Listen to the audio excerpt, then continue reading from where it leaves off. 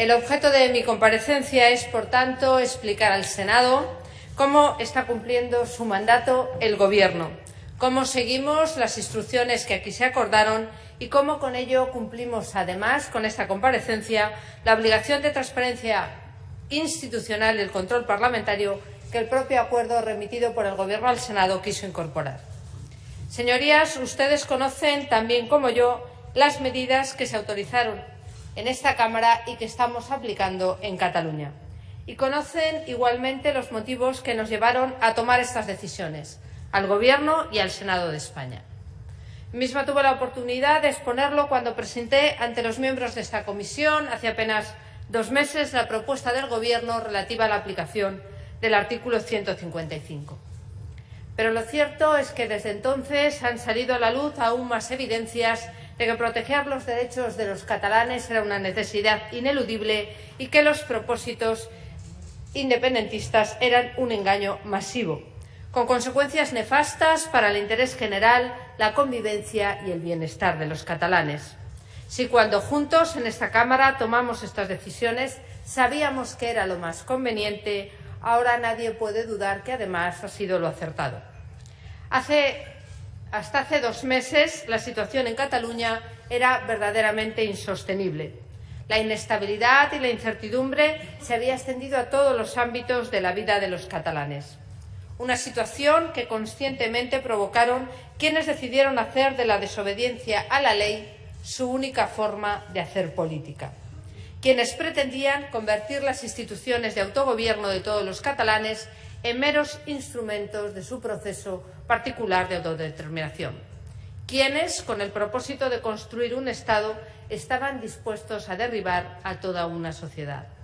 Esta ha sido la verdadera hoja de ruta del secesionismo: romper la convivencia, dividir a los ciudadanos y debilitar a la sociedad, con el objetivo de asumir un poder sin límites y sin control. Por eso ignoraron de forma reiterada y reincidente las obligaciones legales que tiene cualquier gobierno, las advertencias de los tribunales y también la voz de esa Cataluña serena que demandaba sensatez. No solo prefirieron ignorarlo, sino que decidieron hacer lo contrario: convertir al Parlamento de todos los catalanes en la trastienda del independentismo más sectario. Aprobaron leyes en contra de todo, sin ninguna legitimidad, y renegaron de la autonomía de Cataluña para asumir la independencia.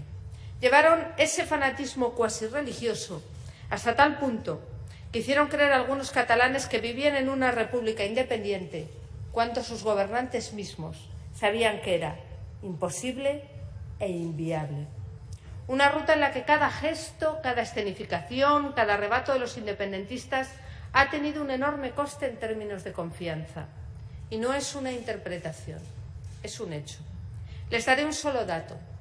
Entre agosto y octubre de 2017, en solo 2 meses, la confianza del consumidor cayó en Cataluña nada menos que 30 puntos. Nunca se ha visto nada igual a nivel nacional. La confianza en Cataluña se desplomó hasta situarse más de 20 puntos por debajo de la media de la confianza de todos los españoles.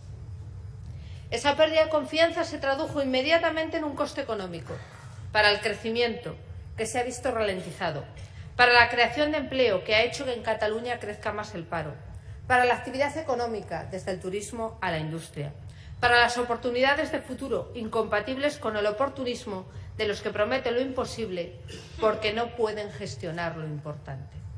Señorías, el independentismo no ha alcanzado ninguna de sus supuestas metas, pero sí ha enfrentado a la sociedad, ha espantado a las empresas y ha ahuyentado las inversiones.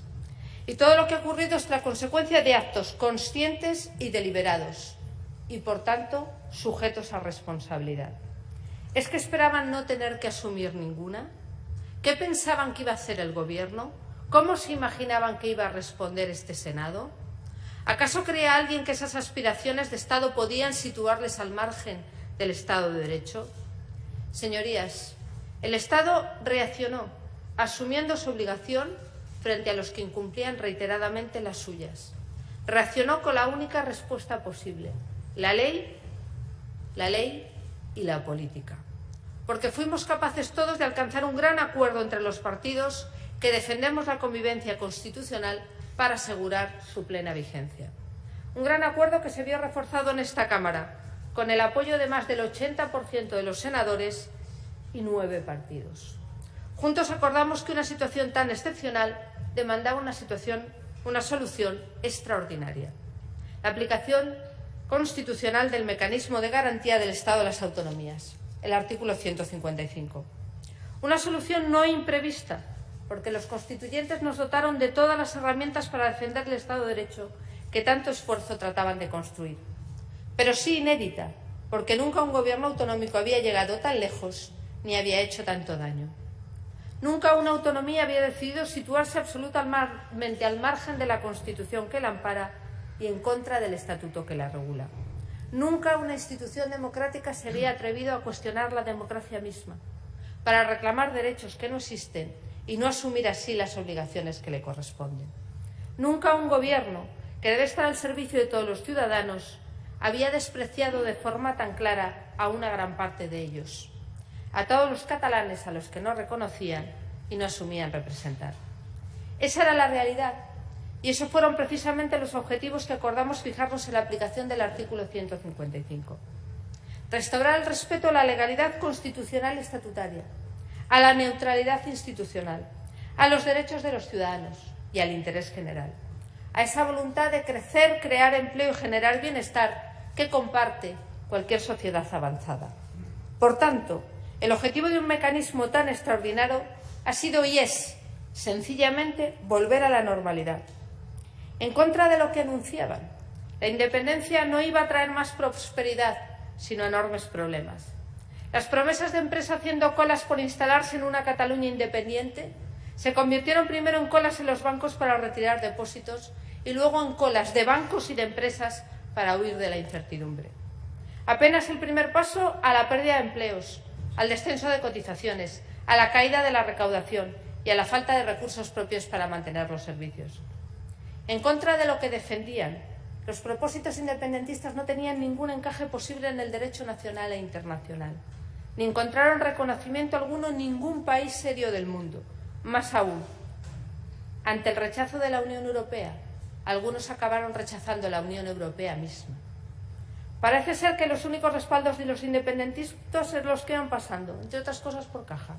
No es casualidad desde que algunos otros guarden con la llave de la ley esa caja, algunos hayan guardado silencio. En contra de lo que decían, los planes de independencia no tenían ninguna opción de cumplirse. La mayor parte de las estructuras de Estado eran únicamente anotaciones de agenda, y lo que el secesionismo daba por hecho en público no tenía nada que ver con lo que daba por imposible en privado. Más aún, mientras se llamaba a algunos catalanes a salir a la calle, se llamaban entre ellos para admitir que no iban a ningún lado. Por eso ahora más que nunca ha quedado constatado que el proceso secesionista ha sido el peor episodio de deslealtad de la historia de nuestra democracia. Deslealtad con el conjunto del país y del Estado, por supuesto, porque presentaron a España como la gran culpable de los problemas de Cataluña, con el único propósito de presentarse a sí mismos como la única de las soluciones.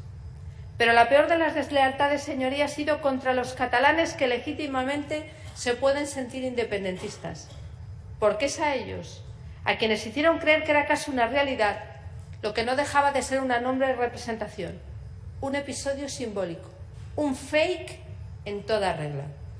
Un proceso basado en la posverdad, en que las falsedades no solo viajaban por la red, sino también en coche oficial. Un proceso que, sin embargo, no ha podido con la fortaleza del Estado de Derecho, la vigencia de la Constitución y el peso de la realidad. Porque hemos demostrado que la mejor respuesta a quienes desprecian las normas está y estará siempre dentro de la ley, que el sustento de la confianza es y será siempre la seguridad sobre su cumplimiento, que la mejor base para la convivencia es y será siempre respetar el marco que la ampara. Y eso es precisamente lo que hemos hecho en Cataluña, ante un gobierno que pretendía ignorar la Constitución, aplicarla, ante un gobierno obstinado en vulnerar la ley, obligar al cese en su incumplimiento, ante un gobierno que negaba a los ciudadanos sus legítimos derechos, darles la palabra para que eligieran uno nuevo. Por eso, la primera decisión que adoptó el presidente del Gobierno en aplicación del acuerdo aprobado por el Senado fue la disolución del Parlamento y la convocatoria de elecciones autonómicas. Esta medida refleja el respeto al autogobierno de Cataluña y a la voluntad democrática de los catalanes.